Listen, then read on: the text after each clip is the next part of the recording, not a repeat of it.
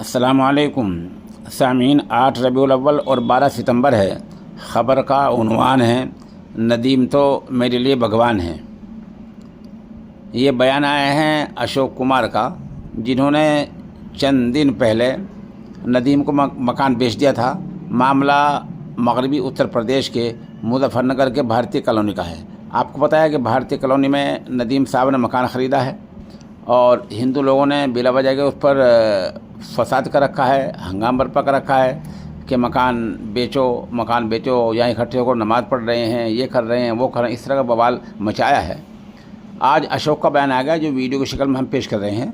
अशोक ने बहुत वाज़ेह अल्फाज में कहा है कि मेरे ऊपर कर्जा था, मैंने सबके सामने हाथ जोड़े, इन सब लोगों को कहा कि तुम मकान ख़रीद लो, लेकिन सब मुझे दलित कहकर और नीची जात का बताकर भड़का रहे थे। मकान इन्होंने ख़रीदा नहीं, कोई ग्राहक आता उसको भड़का देते।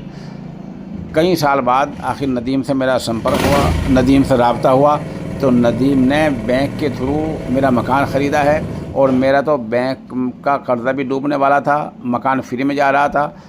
नदीम की वजह से और बैंक मैनेजर की वजह से मुझे कुछ पैसे बच गए हैं, इसलिए नदीम मेरे लिए भगवान है। मेरे लिए तो भगवान का रूप है ये।